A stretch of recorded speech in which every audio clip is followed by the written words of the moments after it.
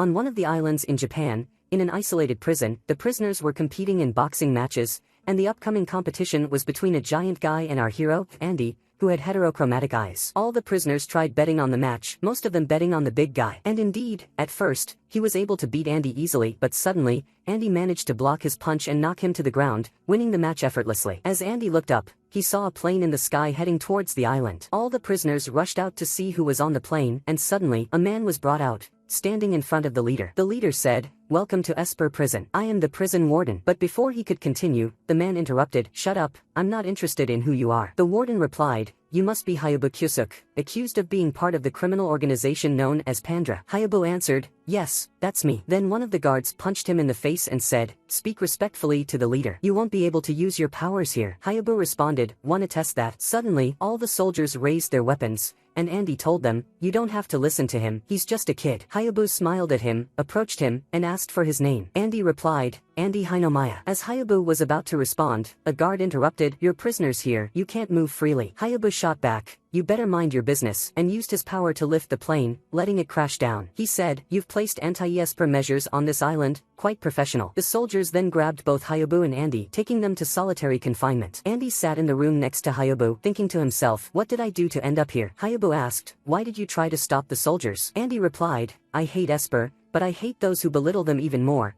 and I wanted to protect you." Hayabu asked, "Are you an Esper?" Andy responded, "Supposedly, I'm partly Esper and partly human. But now I'm in this place, which is the Esper graveyard. You can't escape once you're in." Hayabu then asked, "But I heard someone managed to escape." Andy replied, "Yeah, someone was injured and taken to the island's hospital. That's the only chance to escape. By the way, why are you wearing a school uniform? Are you really part of a dangerous organization as they say?" Hayabu surprisedly replied, I'm the leader." Andy laughed and said, "This sounds fun. I might join you if we get out of here." Hayabu said, "Remember my name well, and don't forget what you said. As soon as we escape, you'll join us directly." Andy replied, "Don't worry, I won't break my promise. But escaping this island is impossible." Hayabu answered, "I'll leave here once I finish the job I came for." At the same time, the warden was upset that Hayabu managed to use his powers despite the anti-Esper measures. He ordered a soldier to try to kill him. During lunch, Andy and Hayabu stood in line to get their food. Andy got his meal, and when it was Hayabu's turn, the cook turned around and added poison to the food. Hayabu said,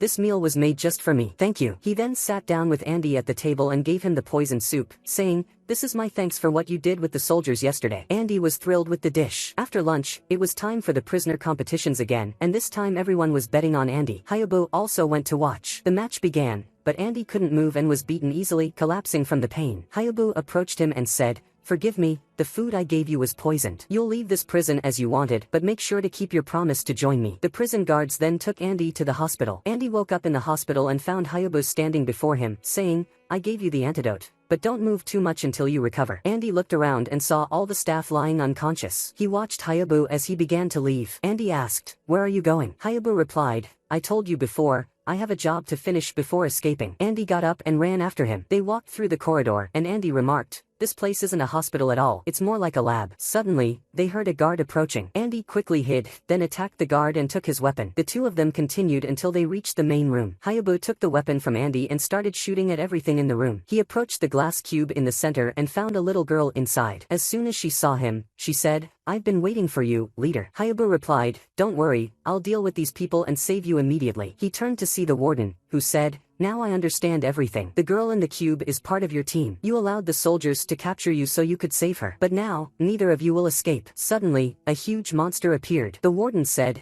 "This is one of the Esper. I used his mind and power and fused them into this monster." Hayabu tried to use his powers on the monster, but it blocked them easily and attacked him quickly, trying to kill him. They began fighting. Andy quickly grabbed the weapon, climbed the stairs, and started shooting at the monster to help Hayabu. But suddenly, the monster used its power on Andy. Andy blocked the attacks effortlessly, making Hayabu surprised from what he saw. Hayabu turned to the warden and said, "You're responsible for what's about to happen." He twisted the emblem on his neck, unleashing unlimited power in his body. He began moving toward the monster, blocking all its attacks, and then used his powers to destroy the monster and the entire place. He grabbed the little girl and Andy and escaped using his powers. Afterward, he twisted the emblem again, and all his power disappeared. Hayabu stood in an area, knocked on the air, and a massive hidden ship suddenly appeared. His followers were all standing aboard. A man named Magi came down and stood before Hayabu, saying, "Welcome back, leader." Hayabu looked at the prisoners who were watching everything that happened. They all managed to escape the prison walls. Hayabu said, "We are members of the Pandra organization. We've destroyed the military regime of the state, and now,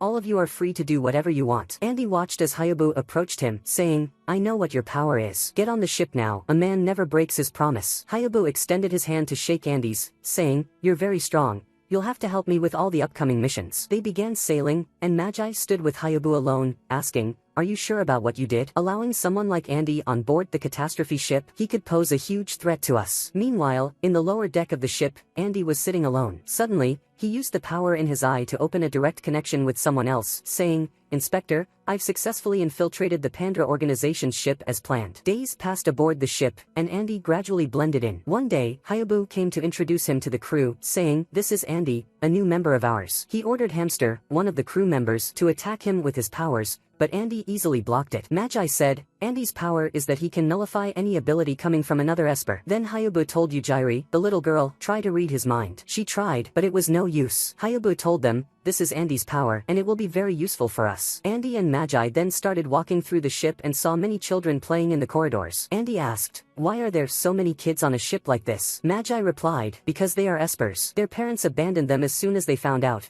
and it's Pandra's duty to take care of them. Now you're free to do whatever you want. When we need you, we'll call for you." Magi left, and Andy stood there thinking, "So I'm stuck on this ship for good." Suddenly, a voice whispered in his ear, "Yes." Andy turned and saw someone standing far away. His name was Fugiru, and his skill was voice manipulation. Fugiru made Andy clean the ship all day. At the end of the day, Andy went down to the ship's lower deck, as usual, and reported everything to his commander. Meanwhile, Magi sat with Hayabu and said, "I've been trying to gather information about Andy, but there's not enough on him. I can't trust him because our powers don't work on him, so we can't verify his identity using Yujiri's ability." Hayabu replied, "It's fine. We'll take him with us on the next mission. It'll be a real test for him." The next day, they all took a small boat and headed into the city, bringing Andy along. They arrived at a place with a lot of goods, and Andy began inspecting them, saying, "Everything here is labeled with Pandra's logo. Isn't that risky for you?" Momiji, a member of the crew, replied, "We are well loved by the people." Andy turned and saw Magi holding crates of weapons, as well as a famous painting stolen from a nearby museum. Hayabu asked Andy, "What do you think of the stuff we have? We're going to trade all of it today." They boarded the ship again and continued moving through the city with the goods. Suddenly, Magi used his powers to fly into the air and killed an official who was reporting them to the police. By the end of the day, the whole team gathered at a cafe in the city and noticed that Magi was very late. They decided to go look for him, with Andy joining them. Andy witnessed the team killing everyone in their path and looked around, noticing that the ordinary people didn't see anything. He thought to himself, "It must be because of Fugiru's sound manipulation." Andy stood there, shocked by everything happening around him. At the same time,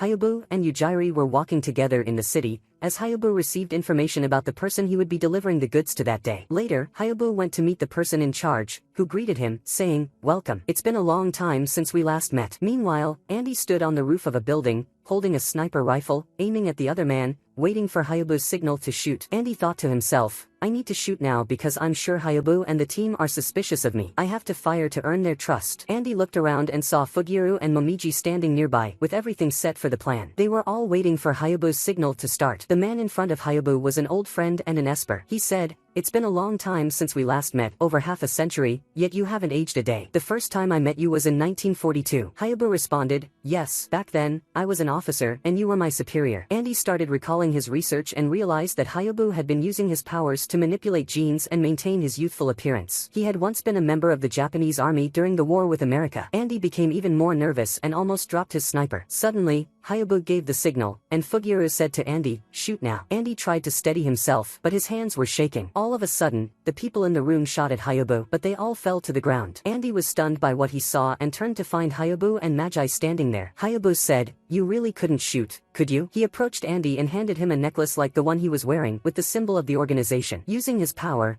Hayabu transported them to the meeting hall, and Magi used his ability to decapitate the other man, revealing that he was filled with wires. Hayabu walked toward the window, saying, "The real body is in that building over there. But do you know why I stayed at the same rank as you during our time in the army? Because I died before. The bullet in my head earned me a special promotion, and this uniform is for our fallen comrades. I know you can hear me now. We were old friends, but I must kill you now." Suddenly, the other man used his powers to strike the building they were in. But Hayabu effortlessly blocked the energy. He twisted his necklace, unleashing his immense power, and directed it toward the building, killing the man and destroying the place. Hayabu then turned the necklace again, returning to his normal form, and walked out of the scene. The next day, news of the explosion spread across all media, with reports attributing it to Esper powers. Queen Sophie of Britain appeared on television and announced that she would cover all the damages caused by the Espers. She also invited all nations to attend a summit in her country to discuss how Espers could coexist with ordinary humans. Meanwhile, Andy and the others returned to the ship, where they all started celebrating. Andy stood there, puzzled, thinking,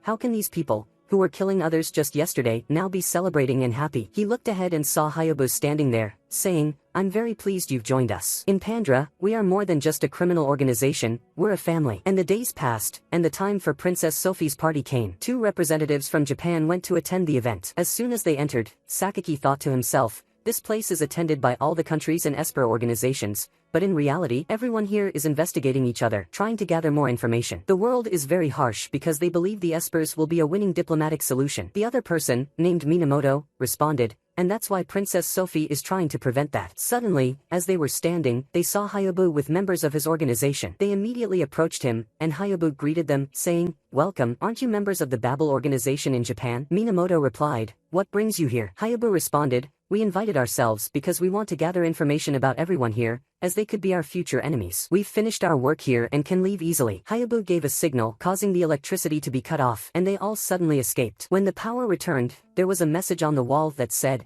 "The Pandra organization was here." At the same time, Sakaki and Minamoto went to the room of Princess Sophie's deputy and showed him their identification cards. Minamoto said, "I am from the Babel organization. We saw Pandra at the party, and they even left their mark there. We want to know if anything happened because of their presence." The deputy replied, "And why would we tell you our country's secrets?" Minamoto responded, "We've faced Pandra many times, and besides, Hayabu was once a member of our military institution. We can help you." Suddenly, while they were talking, one of the guards entered the room and showed the deputy a video that had spread in the media about the message Pandra left at the castle, which said, "We have kidnapped Princess Sophie, and we guarantee her safety. We will contact you later to inform you of our demands." Minamoto said, "Now I understand everything that happened." Sakaki reassured him, saying, "Don't worry, we will be able to save the princess." He took out a USB drive, saying, "I got this from Hayabu when I met him in the hall." They went to check its contents, and at the same time, Hayabu was watching them, thinking, "This is exactly what I wanted. The plan is going well." Hayabu then went to meet the other members, and the princess was with them. As soon as she woke up, Magi said to her, "We are the Pandra organization, and you are now in our room, but don't worry, we won't harm you." The princess asked, "So why did you kidnap me?" Hayabu replied, "You don't need to know that, but what's important is that the person who requested your kidnapping is this little girl, Yujiri." The princess said,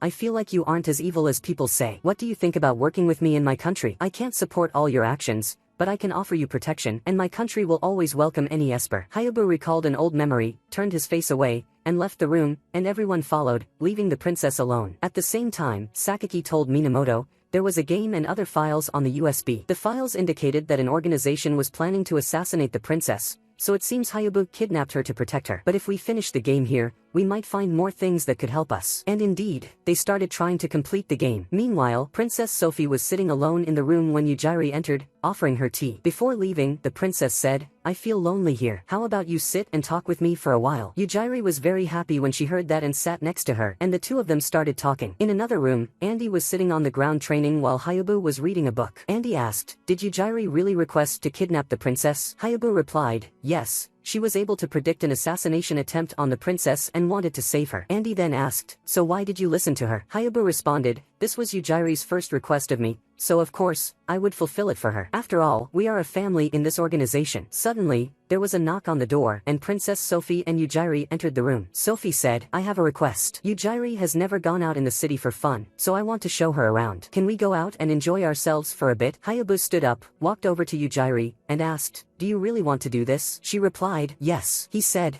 "Then go ahead. I'll use my power to distract everyone, so no one will be able to recognize you among the crowd. Suddenly, all the girls in the city turned into the same appearance as Princess Sophie. Because of what happened, Fujura was able to identify the organization that wanted to assassinate the princess, and Hayabu managed to kill them all. He called Andy and said, "I hope you're accompanying the princess and Yujiri because you're the only one my power doesn't work on, so you can tell who the real princess is. I've killed all the people here, extracted information from their minds, and it turns out they are not espers but just an ordinary organization. They received orders to kill the princess over the internet, and none of them know who the mastermind behind this operation is. But now, other people are trying to find this information." Meanwhile, Sakaki managed to finish the game on the USB, and they went to analyze the data that appeared. It turned out to be reports from the British government. Before they could read the details, Princess Sophie's deputy stopped them, saying, "This is classified information belonging to our country. I will not allow you to see it." Minamoto tried to analyze the things he had seen, and he noticed that the deputy's assistant had disappeared. He said, "Now I know who wanted to assassinate the princess." At the end of the day, the princess and Yujiri visited all the places,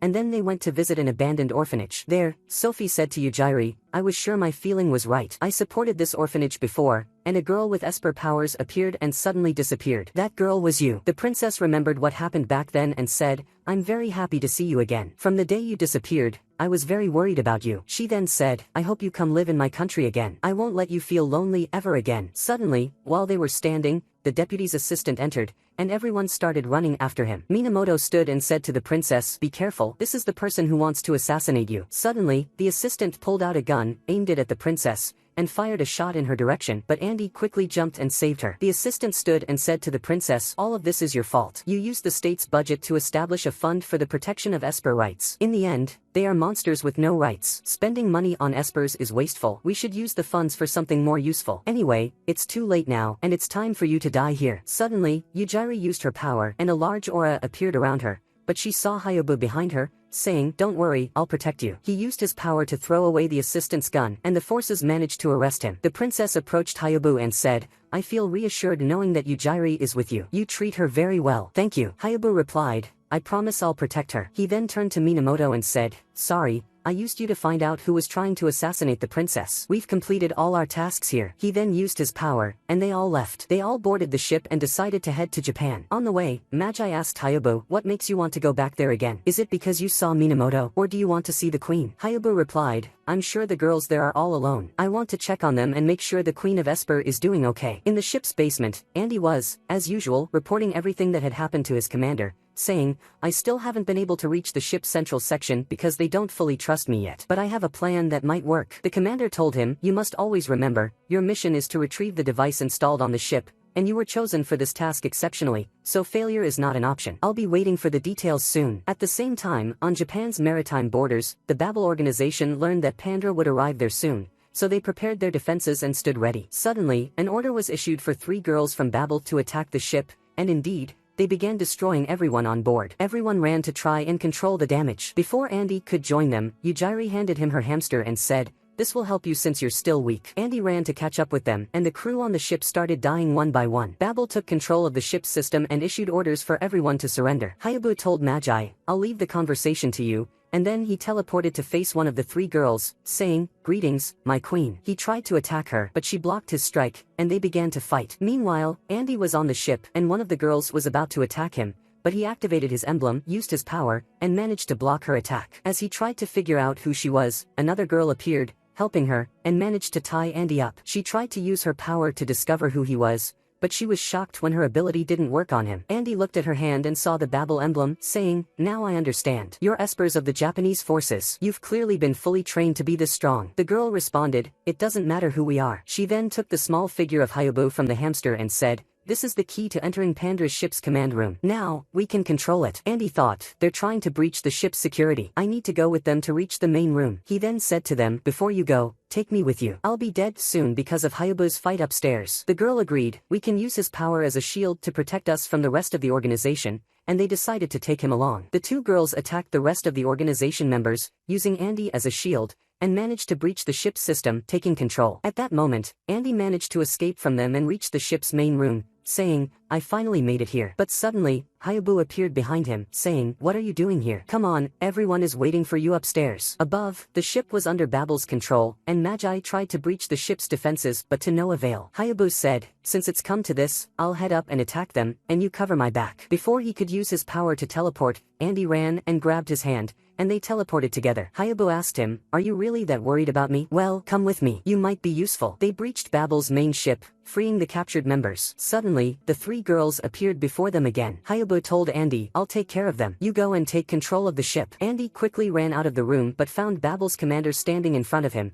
saying, I've heard you're a new member with them. Anyway, I have the ship's control device. Come and take it if you want. Andy ran towards her and tried to hit her, but she dodged and easily knocked him down. She used her power to throw him into the sea. However, Andy got up again, grabbed her hand, deactivated her power, hit her, and broke the device in her hand, restoring control of Pandra's ship. Suddenly, Andy heard Minamoto's voice behind him, holding a gun and ordering him to surrender. Andy raised his hands but kicked a piece of the device, and then tried to hit Minamoto, managing to escape afterward. Hayabu caught him and flew him away, saying, don't worry, I managed to save you. They returned to the ship to escape from there. Hayabu looked out of the window and saw another trap laid for them ahead, with the three girls standing in front of them again. They used their power to pull the ship towards them. Hayabu said, I'll activate the queen, and you try to resist their power. Andy asked, who is this queen? Magi replied, she's the original owner of the ship. We, the Pandra organization, are not just a criminal group. We fight to free oppressed Espers and create a new world. The next leader of the Espers will be this queen, and Hayabu was able to know this through his power to foresee the future. That's why he's trying to protect her and doesn't want to kill her. Hayabu stood in front of the ship, saying, the queen, Kaoru, this will be her throne. But right now, she's still young and under Babel's control. He turned his emblem and unleashed his full power, managing to block the queen's force against the ship. He then turned the emblem again, deactivating his power, and restored control of the ship. They were able to fly it away, and Hayabu used his power to teleport the ship from there. He took the ship and headed to the city to try to fix the damage there, and the whole team went for a walk around the city to buy what they needed, with Andy carrying everything on his back. While they were standing, Yujiri ran off to a shop to buy some things, so Magi told Andy to go after her. Andy ran and tried to catch up with her. Yujiri walked alone and stopped in front of a shop selling charms, which were two metal pieces between two friends. She wanted to buy it and found Andy beside her. She bought the charm and was very happy. While they were walking around the city, Yujiri saw an amusement park and stopped to watch it. As soon as Andy saw her, he said, come on, let's go inside for a bit, and went to buy tickets. While he was buying the tickets, someone was standing and watching him. At the same time, Hayabu disguised himself as a doctor and entered a hospital, as he wanted to examine his body. In the amusement park, Andy and Yujiri wanted to go in,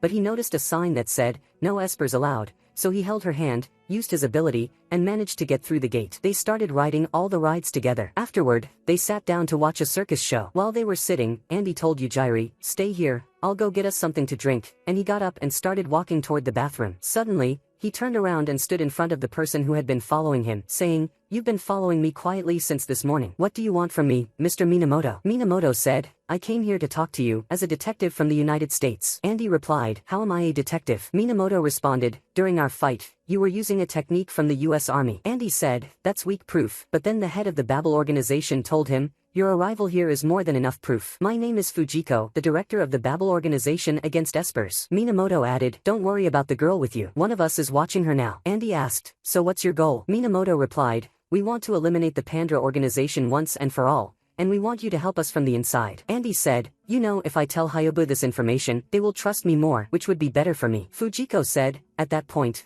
we'll also give them information that there's an American spy among them, and just the suspicion alone will greatly reduce their trust in you. Andy replied, you know a lot about Pandra. What's the connection between you two? Minamoto said, during the last World War, every country invested its power in espers, and just before the war ended, Hayabu, a special Japanese forces member, was betrayed by his superior. In revenge, he killed every party involved, one by one. Not only that, Hayabu also killed the founding members of the Babel organization, whose goal was to protect the espers. At the time, he claimed that he didn't trust any ordinary people and had no connection with them. Andy said, I can't believe that story so easily. Fujiko responded, it doesn't matter. What matters is that it's the truth. And from that time, we've known Hayabu. Minamoto asked, what do you think about helping us? Anyway, I don't want your answer now. I'll give you time to think. It would also be in Hayabu's best interest. At the same time, Hayabu was doing some tests on himself inside the hospital, and when he saw the results, he was not happy at all. In the amusement park, the circus show that Yujiri was watching ended, and all the audience members stood up. Yujiri started looking for Andy to leave,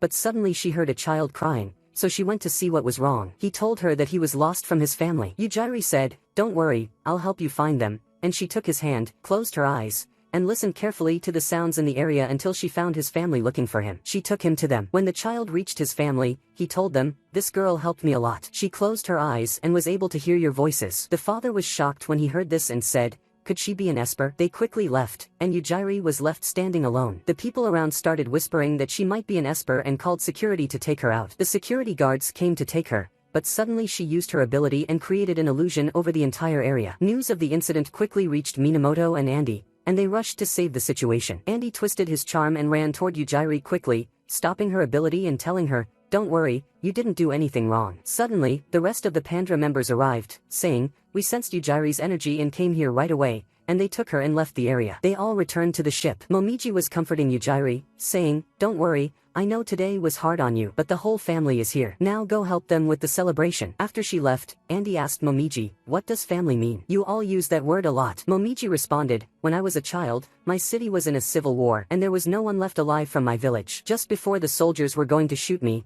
I found Magi standing in front of me, protecting me. I looked beside me and saw Hayabu coming in, saying, 'I know you've suffered a lot because you're an Esper, and if you want to take revenge on them, I'm here to help. And if you want to live in peace, I'm here too.' From that moment, we've all been together. Everyone on this ship is in the same situation as me. Hayabu is trying to create a world where Espers can live in peace without fear, and we are all grateful to him." Suddenly, a girl came in with a cake. Andy asked, "Why is there a picture of Hayabu on it?" She replied, "Because today is his birthday and we want to surprise him." Andy said, "I didn't know and didn't get him any gift." Momiji said, "It's okay, we'll forgive you this time, but next year, you have to remember." When Hayabu heard the word next year, he remembered the tests he had done at the hospital and thought to himself, "I don't have much time left. I doubt there will be another birthday for me." By the end of the day, Andy went to submit his report to the commander, and he was shocked when the commander told him, "Your investigation is complete. Japan is now an ally of ours, and we will benefit from it. Now, you need to take control of the ship's system. As soon as you find the plan, contact us immediately, and we will handle the rest." Inside the ship, all the members had gathered to discuss their next plan, which was to steal the latest device that nullifies Esper abilities. Maggie told them, "We need to steal it intact without destroying it because we need to study the latest technology humans have reached." At the same time, Andy was talking to himself, saying, "If I complete the mission I came here for, everyone on the ship could get hurt." Suddenly, Hayabu said, "By the way, as soon as we complete this mission, we will return to Japan because I saw the future again using my ability, and I know that the queen and those with her might be in danger at the hands of Babel." Then he turned to Andy and said, "Why are you so quiet today? It seems like something is bothering you." Andy responded, "No, nothing's wrong. I'm just tired." He went to get a drink and sat next to Momoji, saying, "I want to ask you something. Why does Babel hate us now?" She replied, "Because there's an old history between us." Andy said, "I heard a rumor that they had problems when they first started the organization, and I learned that Hayabu was connected to them." She said, "I can't tell you anything, but you can ask Hayabu himself." While they were talking, Yujiri approached them, saying, "I can't sleep, and I want someone to come read me a story." She chose Andy, and he went with her to read the story until she fell asleep. He got up to leave the room, but the hamster said to him, "Wait, before you go, return this book to the library." Andy went there to return the book and started browsing some books. Suddenly, an old photo fell out, and when he picked it up, he saw it was a picture of a group of soldiers wearing the Babel emblem, with a young Hayabu among them. Before he could understand anything, he heard someone coming, so he hid to avoid being seen. He saw Hayabu approach a book, open it, and a ghost of an old soldier appeared, saying, "It's been a long time, Itsumi." Itsumi responded, "Where am I now?" Looking at the book in Hayabu's hand, he saw it stained with blood and said, "It seems clear that I died before, but where is the rest of the team now?" Hayabu replied, "I need a favor from you." He handed Itsumi a paper with a picture of the ship on it. Itsumi analyzed it and said, "This ship uses the mind of Commander Hadashiko, who died in the war because he possessed extraordinary abilities. His mind is what gives the ship its power to disappear and move." Hayabu responded, "We've been on the run for a long time thanks to the power of his brain. I brought you here to ask you something. If something happens to me in the coming period, I want you to take command of the ship." He looked up at the ceiling and thought to himself, "This entire ship is protected by people who have already died." Then he raised his hair, revealing the bullet in his head, saying, "I'm not ready to leave life yet, but I will do everything in my power to destroy all the enemies of Espers." Suddenly, Itsumi sensed someone in the library and tried to attack, but there was no one there. Hayabu went to check and found Andy's chain on the floor. The next day, Hayabu gave the chain back to Andy and said, "Didn't I tell you before to always keep this on?" Andy replied, I forgot where I dropped it. He then asked, I want to ask you something. I heard from Memoji that you want to create a world where espers can live in peace. Do you believe that killing normals is the solution? Hayabu answered, and if that's the reality, which side will you choose? Then he turned and walked away. Later that day, Andy began preparing his gun, his hands shaking heavily. He recalled the time he joined the American Army and was training in using firearms. He opened communication with his commander and said, tomorrow, I'll carry out the operation at the ship's core. Have all the soldiers ready? The commander asked, what about Hayabu and the others? Andy replied, I'll leak information about them to Babel and they'll keep them occupied during that time. But we can't reveal the queen or those with her, so keep it all secret so none of them show up. The information started reaching Babel, and it included Pandra's plan and instructions not to send the queen and her followers. Minamoto told Sakaki, I don't feel confident about this plan, but this is our last chance to prevent the prophecy from happening. If it does, humanity will be wiped out. Stopping Hayabu and Pandra is now our responsibility. Suddenly, they saw Queen Kaoru behind them, saying, I heard everything, and I have to go with you. Minamoto responded, no, and that's a final order. The next day, the organization's members started their mission and went to a city to stop the cargo there. After they stopped the truck, planes suddenly appeared overhead, equipped with anti-esper weapons, and they saw Minamoto pointing a gun at them from the truck. Soldiers poured out of the vehicles. Hayabu said, it seems like you knew our plan well. He turned to Maggie and said, I'll leave this to you. I'm heading back to the ship now. Meanwhile, Andy was escaping the scene and met with Sakaki, who gave him a motorcycle to flee on. Hayabu tried to return to the ship but found Queen Kaoru standing in his way, saying, I won't let you go back there. You're an esper, and you know very well what will happen in the future. If you continue with this plan, the ship will sink, and everyone on board will die, including you. We're trying to protect you and all of Pandra. Hayabu replied, it seems you've forgotten who you're talking to. All my friends are on that ship. I won't let them die and leave. He tried to use his ability, but he felt a pain in his heart, and Kaoru struck him with her power. He managed to regain control, turned his badge, and activated his ability, fighting her with all his strength until she fainted. He took her and placed her on a building's rooftop, turned his badge again, and deactivated his ability. He then felt intense pain, thinking to himself, I hope I can live a little longer. At the same time, Andy reached the ship, activated his ability, and ran to the ship's main control room. There, he found the ship's core, which was the brain of Commander Hadashiko. He opened communication with his commander, informing him of what he had found, and said, send the soldiers immediately. Babel won't be able to delay them for long, and all the people on board are just children now. Tell the soldiers not to hurt any of them. Andy approached the device to inspect it, but suddenly, he heard Hayabu's voice behind him, saying, now I know your answer to my question, Secret Agent Andy. This is the core of the ship's power, and I won't let anyone destroy it. Andy asked, you knew my identity? Hayabu replied, yes, I've known for a while. Your combat techniques are all those of the American Army, but I don't need to tell you anything more because you're about to die, just like I did once before. Hayabu started to remember his past,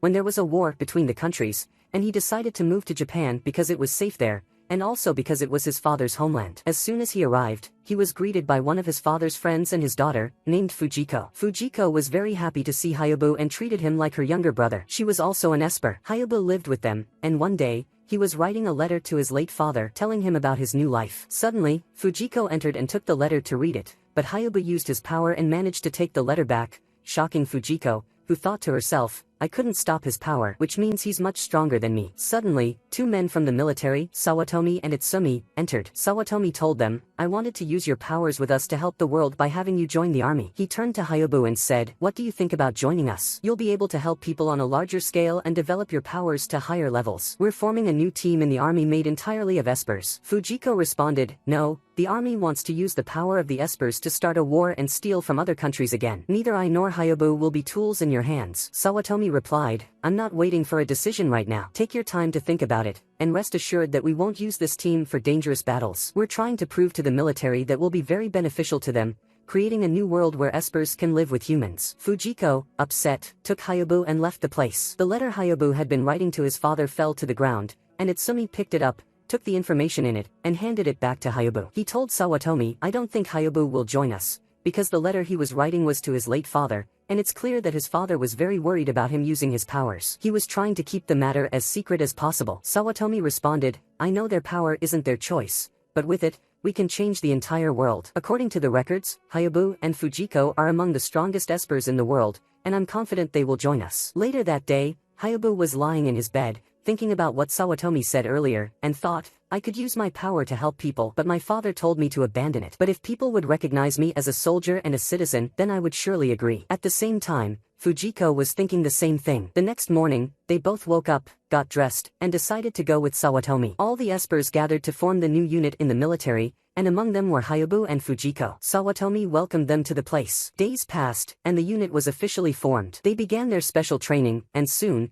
it became well known that there were superpowered heroes in the military. A movie was even made about their powers, but it portrayed them in a way that mocked them, and Fujiko was very upset about it. She looked around but didn't see Hayabu. Itsumi told her, he's gone on a personal errand. At that time, Hayabu was at a watch shop, picking up his father's broken watch after the shop owner had managed to fix it. He took it and left to look for Fujiko but suddenly ran into a police officer, who told him, "The clothes you're wearing are terrible for a Japanese boy. You need to learn how to dress properly." Hayabu started getting scolded. Suddenly, Fujiko appeared, arguing with the officer, telling him, "It's none of your business how children dress in the street." People gathered around, and Fujiko hit the officer, knocking him to the ground. The incident reached the army's leadership, and they issued a punishment for the entire team, putting them under house arrest. It was clear that the military was very upset with the Esper team because they weren't following the military's rules. Everyone noticed that Fujiko was upset about what she had done. So one of them told her, "Don't worry, none of us are here because we wanted to join the military, but because we want to be recognized as citizens. We don't like them, and they don't like us either. Don't worry, Sawatomi is trying to resolve the issues between us now." At the same time, Sawatomi was standing in front of the senior military leaders, hearing nothing but mockery from them about the Esper team, calling them a group of failures. Sawatomi responded, "Let me explain something to you. If the Espers were subjected to military rules and training, it would be a waste of time and talent. You're all underestimating their power. A fully trained team of your soldiers could stand against one Esper, but all the Espers together could destroy an entire army. Change is always necessary, especially during wars. The whole world has realized the power of Espers, and they've started using them for their military advantage. If we, as the Japanese, don't do the same, we won't be able to stand against any external force." However, the faces of the leaders were still filled with objection. Sawatomi continued, "We may have problems as soldiers under your command, but I request that our military strength be recognized. We are willing to be tested. Choose your most powerful weapon against one of us. If we lose, we will disband the team." According to my information, the Navy has recently requested a new generation of fighter jets,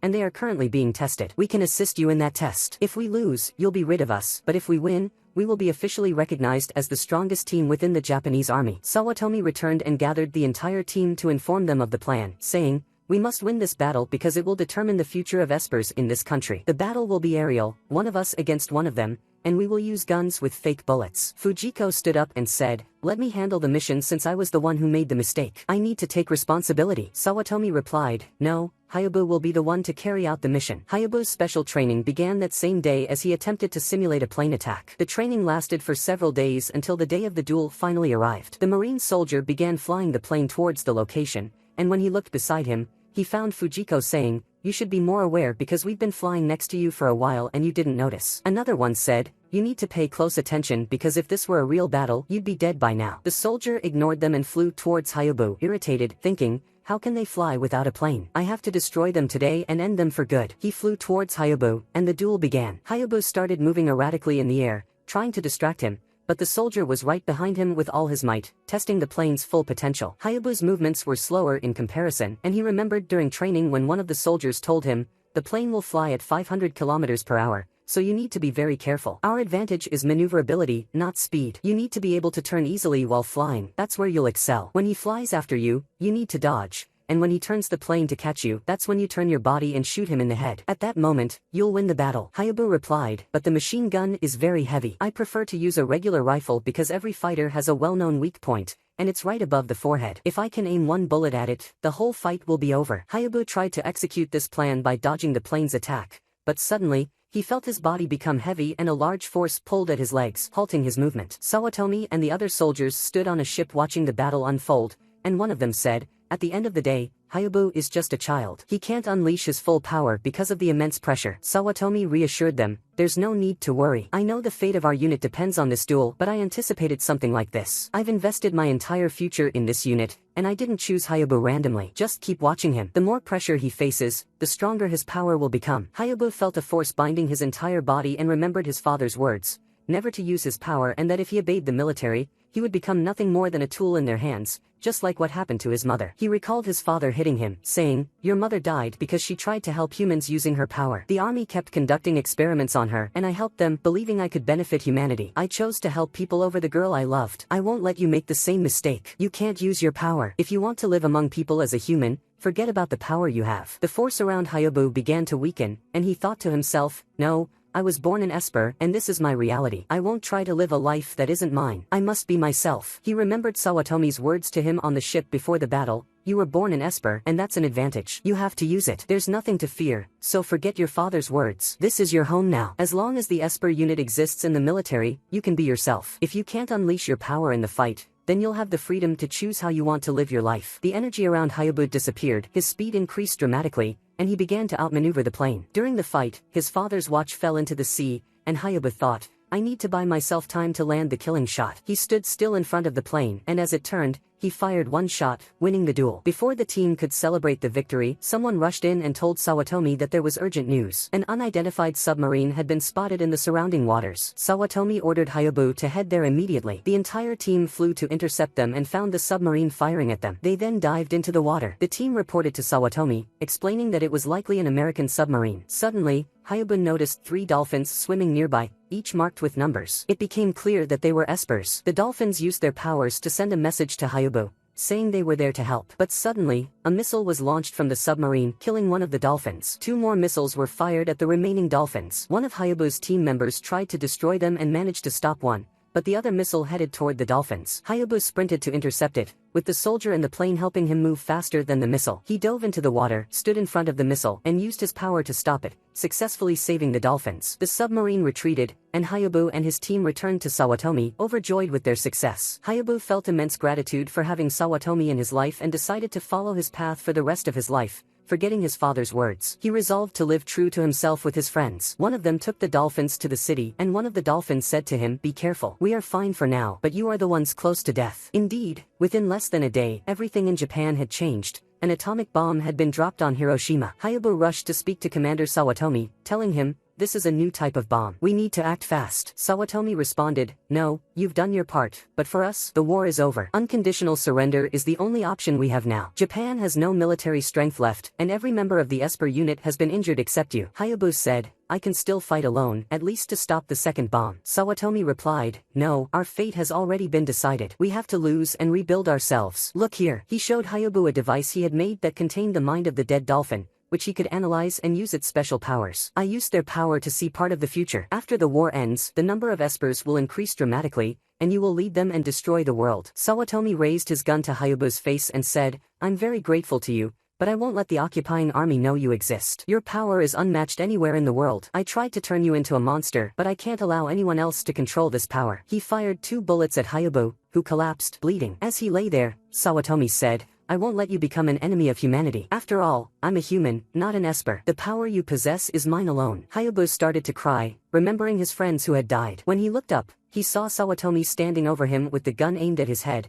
and Sawatomi fired one last shot at him. Hayabu collapsed, drenched in his own blood, but suddenly stood up again. Before Sawatomi could fire again, Hayabu used his power to kill him. He asked himself, "Am I truly a monster?" He left the place and swore never to forgive any human. At that moment, in the present time again, the US military forces had started surrounding the area, and Hayabu began attacking Andy. Andy couldn't stop his attack, so Hayabu said to him, "You must be surprised that you can't stop my power. You can stop any power, but you can't stop active motion. In other words, if I throw something at you and release it before it reaches you, you won't be able to stop it." He struck Andy, knocking him to the ground. However, Andy got back up and pointed a gun at him. Hayabu asked, "Why didn't you shoot?" Andy replied, "My mission is to take this device and retrieve it safely. I don't need to kill you." Hayabu responded, "I thought you were like a dog, but it turns out you're someone else's dog." Andy told him to say what he liked and threw the gun at him before running toward the device and using his power to deactivate it. The ship's engines stopped, and it reappeared in the sea. The US military located the ship's position and began their operation, with many drones spreading throughout the area. They hacked into the ship's system and started speaking through its speakers,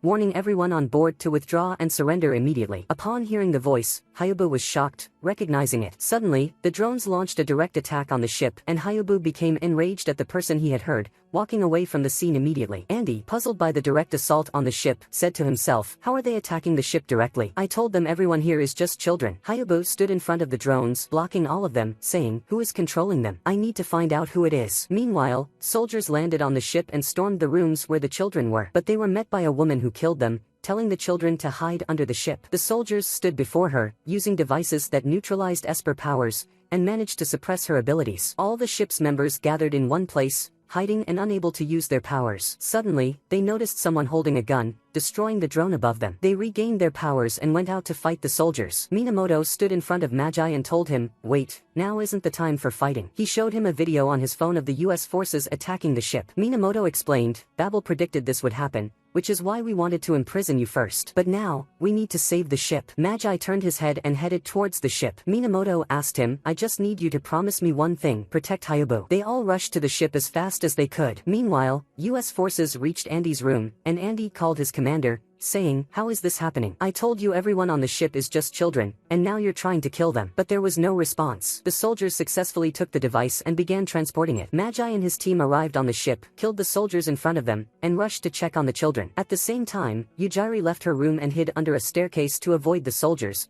but Andy's commander found her hiding spot and alerted the troops. He decided to take her hostage. Under the ship, Magi and his group reached the children and decided to try and evacuate them. Magi and Momiji went to search for the others. Above, one of the soldiers captured Yujiri and placed a seal on her neck. The troops surrounded her with an anti-Esper device until she lost consciousness. In the command room, Andy walked with the soldiers, and suddenly, a hamster appeared, saying, you're a traitor with them. Just as Andy was about to strike it, one of the soldiers shot it first. Andy went along with them to transport the device and found his commander standing before him. The commander told him, you've completed your mission, and Andy looked behind him, shocked to see Yujiri held hostage. He asked, what does this mean? You told me you'd leave the children alone. The commander replied, I'll respect her human rights, to the extent of our ability. In the end, any Esper not under our supervision could lose control and destroy the world. If we want to achieve peace for humanity, we must take strict measures. Andy punched the soldier next to him, grabbed his machine gun, and said to the commander, let Yujiri go now. That girl isn't a monster, I've been watching her this whole time. Espers are actually humans. The commander said, from your words, it's clear that you've betrayed us, raising his gun at him. He told the soldiers, I'll erase all your records with us as an investigator, and you'll share the same fate as the other members,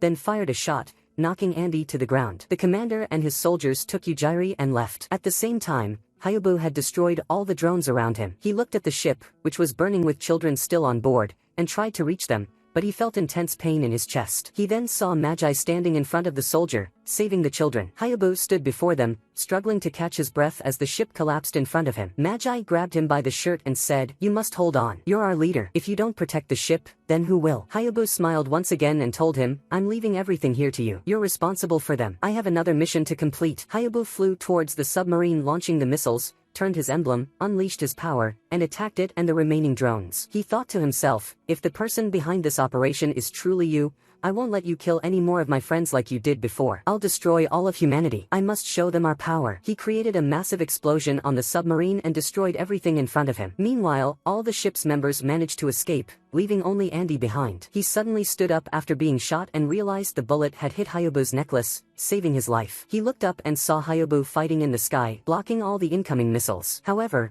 Hayabu's strength was drained, and he began to fall. Andy quickly ran after him, jumping into the water as the entire ship was destroyed. Hayabu began to remember his memories with his father and the things he used to tell him. Suddenly, he found Andy saving him from drowning, with Fujiko trying to rescue him as well. Days later, Minamoto was sitting with the ministers in Japan, and they received a message from the United States asking them to cover up all the events that had occurred and not to release any news to the media. Minamoto told them, I have a message from the director of the Babel organization, and played a recording of her saying, hello, everyone. I will try to save what's left of your reputation in front of the world, but in return, you will never interfere with Babel's affairs. Otherwise, we will expose all your secrets, like the things you did after World War II. Minamoto then stood up and left them there. At the same time, Fujiko and Sakaki were checking on Hayabu's condition. Fujiko told him, we need to investigate what the United States did because they were acting very strangely, but at the same time, we need to regain our strength. That's why we brought Hayabu here, to the former mansion of Baron Tsubomi, my father and his father's friend, the place where he grew up as a child. As time passed, Hayabu awoke from his coma and said to Fujiko,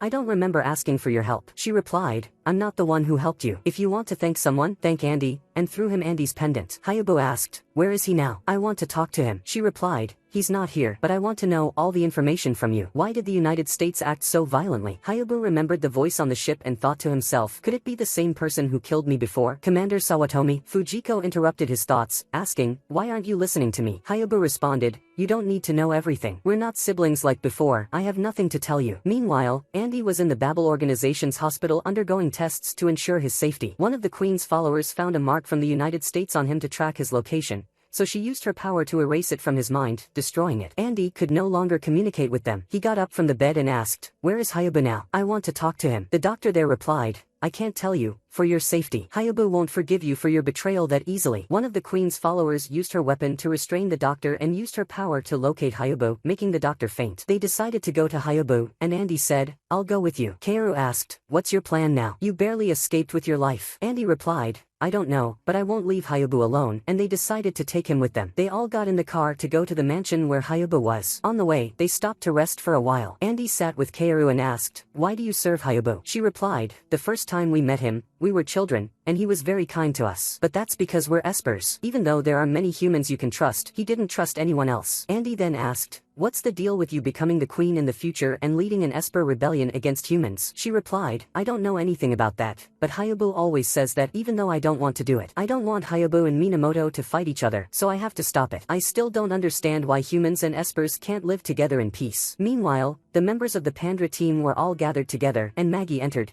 saying, I have a USB with some information about what happened. When they played its contents, they found that the American military had taken Yujiri with them. Maggie told them, this is the airbase in the United States. They couldn't determine where she went next. Momiji said, it's good that she's still safe, but what do they want from her? She's just a child. The hamster said, as I told you, the reason for all this is Andy. He's an American spy. Maggie reassured them, don't worry, we will rescue Yujiri as soon as possible, and no one should worry about Hayabu. He is definitely still alive. In Hayabu's room, Sakaki was monitoring his health, and suddenly, the three girls entered with Andy. They heard Hayabu say, I am very happy you came, Your Majesty, but there is someone I want to talk to first. Andy stepped forward, and Hayabu asked him, regarding the call on the ship, did you meet the owner of that voice? Andy replied, yes, only once. When the American military decided to recruit me, we were sitting in a cafe, my commander and I, along with him. He was the head of the organization against espers. He told me he wanted to use esper powers to help the world and that my power would be very important to them because they couldn't accurately determine it at first. That's because I don't belong to any side. I'm not a full esper, nor a full human. He offered me to join so I could be myself. Suddenly, Hayabu grabbed him by his clothes and threw him against the wall, demanding, what is his name? Answer me quickly. Andy replied, I don't know, he didn't tell me his name, but I found out he's Japanese and participated in the last World War. Fujiko was shocked and said, it's impossible that man is still alive. Hayabu got very angry, and a large amount of energy began to emanate from him until he fainted. At the same time, Minamoto arrived outside the mansion and went to Sakaki to check on Hayabu. Sakaki told them, unfortunately, it looks like Hayabu is going to die soon. I think the symptoms have been showing for a while. There's only one way to save him, but the results are not guaranteed. Meanwhile, Andy was listening to Hayabu's story from Fujiko and learned that Sawatomi was the person who shot him in the past and that he died before but came back to life because of his power to seek revenge on the naturals. She told him Hayabu was betrayed by the people he trusted most in his life, and the same thing happened to her. After they lost the war, all the members of their team were killed one by one. Luckily, she managed to escape and founded the Babel organization. The members of Babel whom Hayabu killed in the past were all linked to the old army team. Andy asked, does that mean you joined the army that betrayed your friends in the past? Fujiko replied, it doesn't matter what you say, Babel wouldn't have existed without what I did. I left the past behind to think about the future. The memories of my friends, Hayabu's revenge, and my past life are all history to me now. Hayabu woke up from the noise beside him and saw Kaoru sleeping on the bed next to him, connected by medical devices. Sakaki told Hayabu, don't worry, Kaoru volunteered to help you live longer. Hayabu looked at her and she said, I know you hate naturals,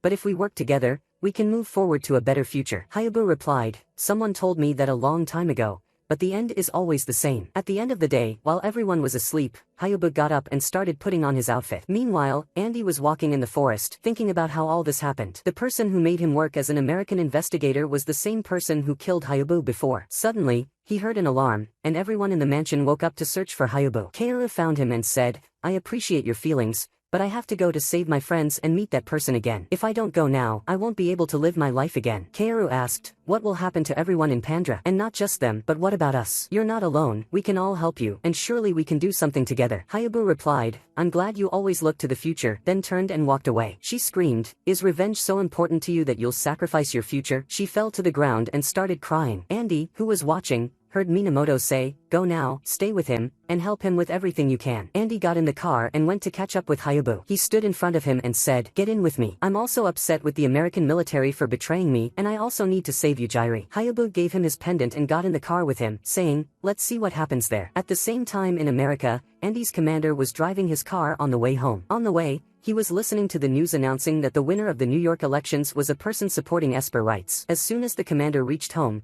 he opened the door to find Hayabu waiting for him, with Andy holding a gun to his head from behind. The commander said, it looks like you both came back from the dead. Andy demanded, I want to know where Yujiri is right now. The commander replied, it's clear you've changed your allegiance, but the truth is you will never be complete. He turned and struck Andy, taking the gun from him and pointing it at his own head to commit suicide, but Hayabu managed to stop the bullet, saying, I won't let you die so easily. There are still many questions I need answered. Andy took the gun from him and held it behind his back again. The commander sighed, it's clear I have no second chance. I'll take you to the person you want. At the same time, Minamoto was with Fujiko, informing her about the information he had uncovered. The person behind the American attack decision on the ship was someone from Japan who moved to the United States after the last war. Fujiko said, now there's no doubt, that person is Sawatomi. On the other side, Andy and Hayabu were walking with the commander entering the State Department building. The commander said, you might be wondering why we are here, but you should know we are not the only ones working on this plan. There are more people with a common goal, ultimately, for humans to harness Esper power. Andy asked, then why do you mark the Espers you detain? The commander replied, it's a biochip. We use it to tame their power if they have any outbursts. This is exactly like your Esper friend, Yujiri. She was an experimental product of a certain organization, but due to negligence in lab supervision, she managed to escape. She is simply a monster among many other monsters we were able to create. They all entered another room, and the commander said, Yujiri was here a few days ago, but I don't know where she is now. Hayabu approached a chair and extracted the information from it, confirming she was indeed there. Suddenly, they heard a voice, saying, I've been waiting for you here for a long time. It seems some things have changed, but for me, everything is the same as always. Hayabu exclaimed, I was sure I killed you back then. How did you manage to live again? The voice responded, I clung to the power of life. Hayabu asked, and what's your goal in collaborating with the United States? The voice replied, I'll give you a hint, and displayed an image of the future,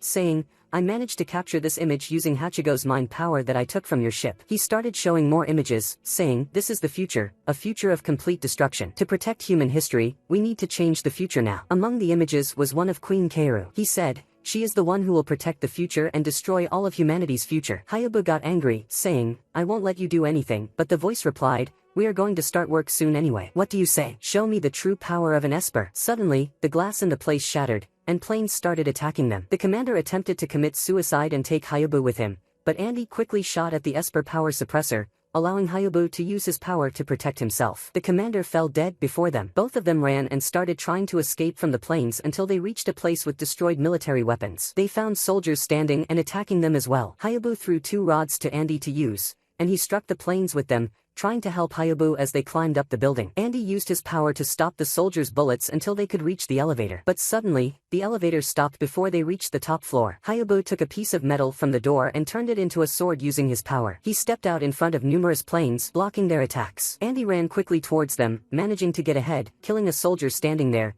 taking his weapon, and starting to shoot at the remaining planes. They moved until they reached a large courtyard. Andy shot at the Esper power suppressors in the area. Suddenly, small shells started falling from the ceiling, and Hayabu said, these shells will slow down our movement, and we won't be able to escape easily. Many planes entered, and Andy started shooting at them with his weapon while Hayabu tried to destroy the rest with his sword. Numerous soldiers stormed the place, surrounding Andy and Hayabu from all sides. Hayabu's power began to weaken, and just as he was about to use his full power by turning his badge, Andy said, no, you'll waste your power here. Save it for the main fight. Try to escape now, and I'll deal with them. I'm very sorry because it's my fault we're in this situation. I should have told you the truth from the start. Hayabu said, you don't need to apologize. In truth, I wasn't always right either. But I won't leave. I'll stay and fight them with you. The number of soldiers increased, and suddenly, the glass in the place shattered again, and members of the Pandra organization entered, fighting all the soldiers. Magi approached Hayabu, saying, I'm sorry I'm late, and they killed everyone there, taking them and escaping. They all stood on another ship, and Fujura said to Andy, what are you doing here? Didn't you already betray us? Andy replied, I want to save Yujiri, and Fujura punched him in the face, saying, now we're even. We need to think about how to save Yujiri now. All the members of the ship watched the conference of the New York governor,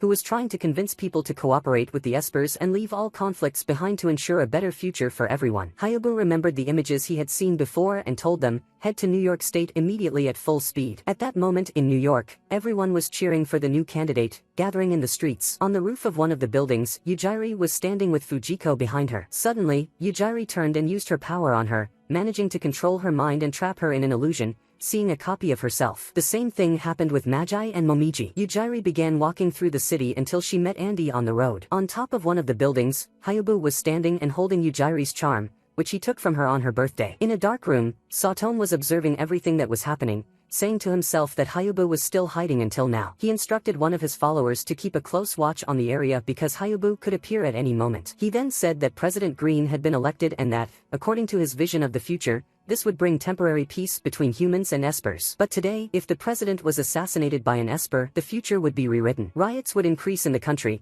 trust between humans and Espers would diminish, and an organization would be established to regulate their freedom, preventing Espers from rebelling. This way, the future could be protected, and Queen Kaoru would be completely erased from the future. Andy started running after Yujiri to catch up with her and found that she had dropped her charm on the ground. He picked it up and ran up the building after her, but security guards caught him. Suddenly, Minamoto and Sakaki arrived, knocked out the guards, and Andy quickly ran to the main government building where Yujiri was standing on top. As soon as the president stepped onto the stage, Yujiri's power exploded in the area, and she began to attack the president. Andy managed to block her attack, and the president escaped from there. Police forces arrived to shoot at Andy, but Minamoto and Sakaki stood in their way, blocking them. Everyone started to flee, but before they could get far, Yujiri's power exploded again, trapping everyone in her illusion. All the people began chanting for the death of Espers, orchestrated by Satomu, who was closely monitoring the events and said that he was close to achieving his plan. Without a power like Yujiri's, they wouldn't have been able to rewrite the future. He looked up and saw Hayabu standing in front of Yujiri, saying that nothing would change. Suddenly, Yujiri attacked Hayabu,